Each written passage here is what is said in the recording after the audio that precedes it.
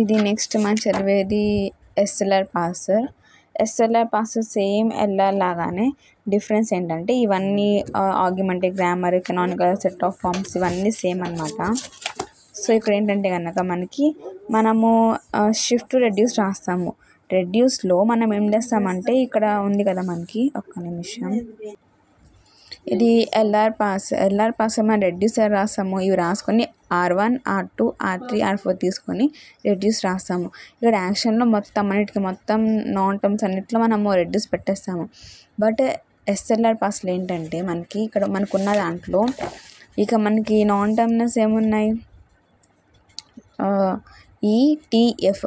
మనం ఈటీఎఫ్కి మనము ఫాలో ఫంక్షన్ కనుక్కుంటాము. Follow of E, follow of T, follow F కనుక్కున్న తర్వాత మనకి స్టాండింగ్ ఏమున్నాయి, మొత్తం 6 ప్రొఫెషన్స్ ఉన్నాయన్నమాట. ఇది ఆర్గ్యుమెంటెడ్ గ్రామర్ తీసేస్తే కనుక. సో 1, 2, 3, 4, 5, 6.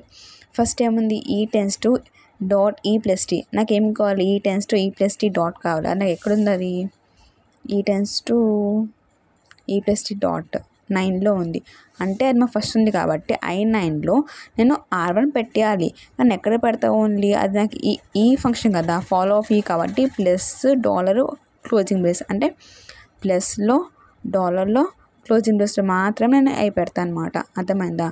అలా మనము అంటే ఒకటి డిఫరెన్స్ ఏం లేదు, డిఫరెన్స్ ఒక చిన్న పాయింట్లోనే మనం రెడ్యూస్ చేయాలంటే మనకి ఫాలో ఫంక్షన్స్ కావాలి. ఫాలో ఆఫ్ ఏం కావాలి, నాన్ టర్మినల్స్వి, ఈటీఎఫ్ పెట్టుకుంటాం.